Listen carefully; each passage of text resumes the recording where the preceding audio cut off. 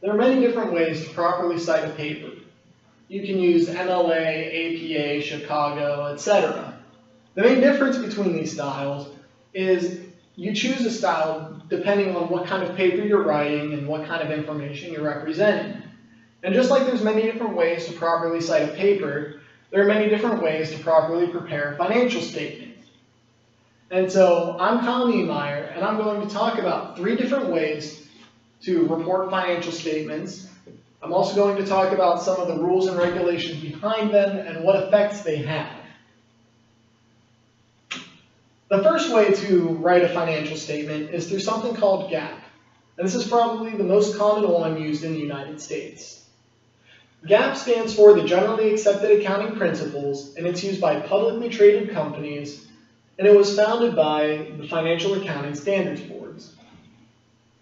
GAAP is used by both public and private companies. However, public companies have to use GAAP, and a private company does not have to use GAAP if they don't want to. A public company simply means that shares from this company are traded on the United States Stock Exchange, whereas a private company does not have any shares or stocks traded. GAAP exists for a couple of different reasons. One of the important reasons is it gives a set standard on how these statements have to be compiled. And so this ensures that investors who want to invest in a company can make clear, concise decisions on what companies they want to invest in. Because they can be assured that line 1 for company ABC represents the same information as line 1 on company DEF. The other reason GAAP exists is it's to make sure that these companies fairly represent themselves in comparison to their competitors. And this is done through enforcing standards through audits. Now, these audits can be done externally. However, they have to be done externally at least once a year. An internal audit simply means that an accountant on company payroll looks through the financial statements and systems and looks for errors, misstatements, and any potential problem areas and tries and fixes them. Whereas an external audit does the exact same thing. However, the external auditor has zero connection to the business in question.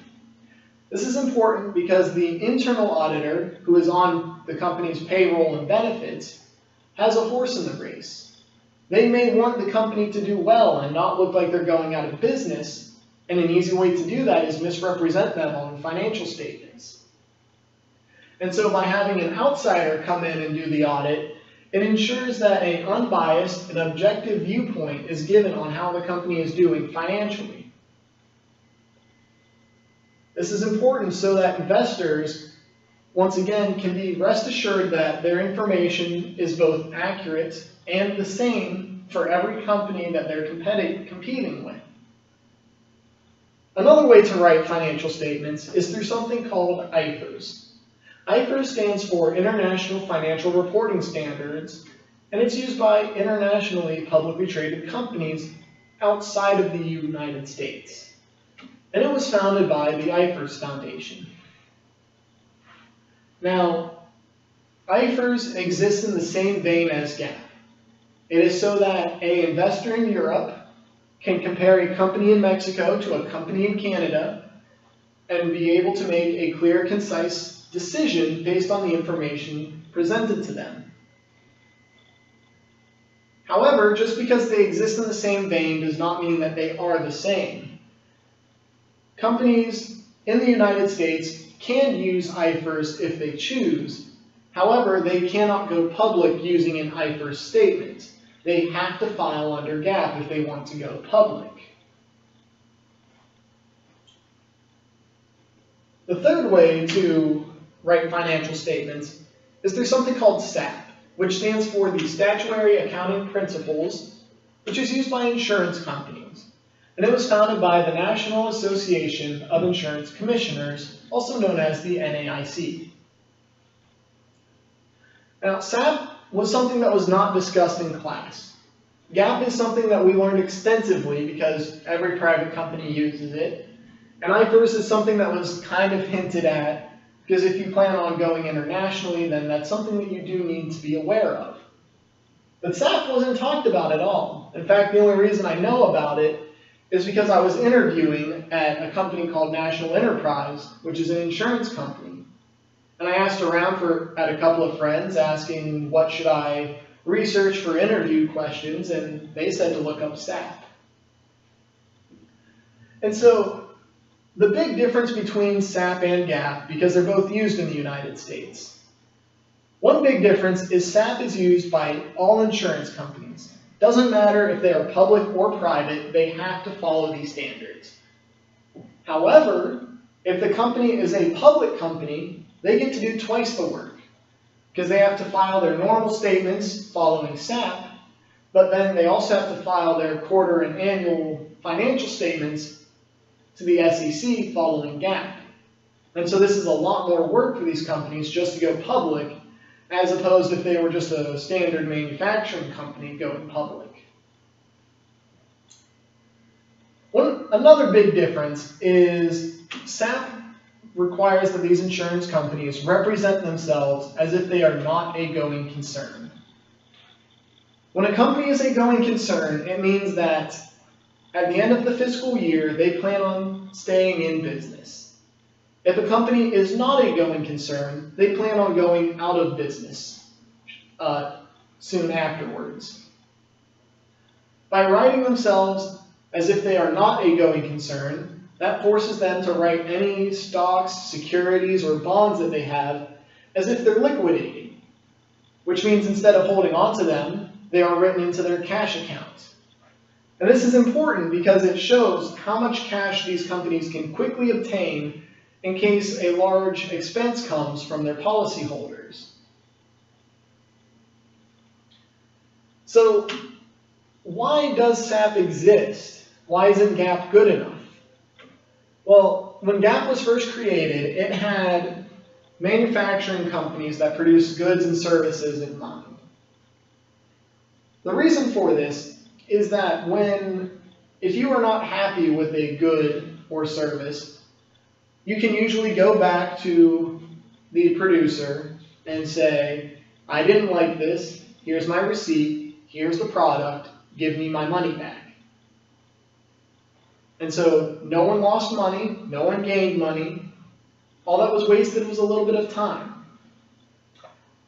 However, that is not the kind of business that insurance companies are in. As Diana Pierres, a graduate from the University of Miami, states, insurance companies are in the gambling business. And they get to gamble on multiple different fronts. The main front that insurance companies gamble on is that they are betting that the amount awarded from juries will be less than what they anticipate to pay out.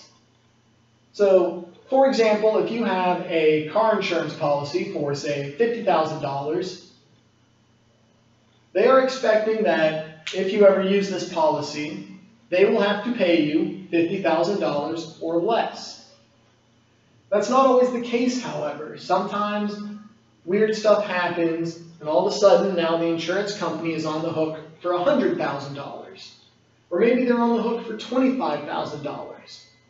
And it's these differences that puts them into this gambling mood. And so if it's $25,000, well, currently that is less than what they were expecting to pay, and so they're making money and they're happy. However, if something happens and now they're on the hook for $100,000, now they have to figure out how they're going to get this other $50,000 quickly. And this is why they have to report themselves as if they're liquidating. That way, as you're looking at insurance policies, you can look and see that they may currently have $50,000 in cash, but if they were to liquidate everything they own, they could theoretically get $100,000.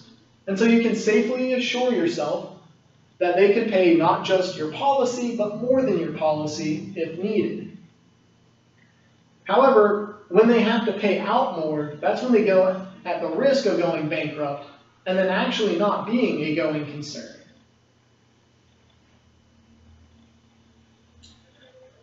The other front that they're gambling on is that insurance companies, like every other business, are in the money-making business. And there's two ways to make money as an insurance company. Charge more money, get new customers. And it can be hard to get new customers, and so you raise the prices of your policy. But eventually, you'll hit that point where you've raised the amount too much, and people start signing off of the policy. And now you're losing money because you're charging too much. And so you're also betting on finding this balance between how much can you charge someone before they start looking at the competitors for a better rate.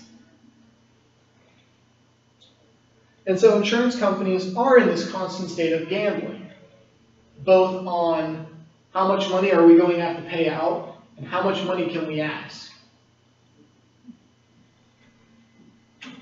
As accountants, it's important to understand different ways that financial statements can be reported and the rules and regulations behind them. It's important to know that every publicly traded company has to follow GAAP, and that every insurance company has to follow SAP, and every publicly traded company outside of the United States has to follow IFRS. Because it is our jobs to make sure that our companies are following the rules as best as we can assure them. However, that's not the only reason to know these. Private companies don't have any set rules and regulations.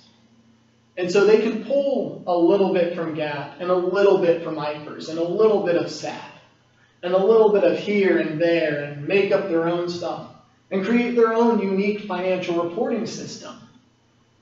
And so it's also important to know what makes these unique. And so that in your day-to-day business life, you can sit there and go, well, it might be good to know how well we can liquidate our stuff, just in case something happens. And so you can throw that in the financial statement, that the company currently has $50,000, but if push comes to shove, we could get it to $100,000 easy. And so it's just important to know these different ways so that not only can we ensure that we're following the rules, but so that we can also invent our own rules in this growing business world. Thank you.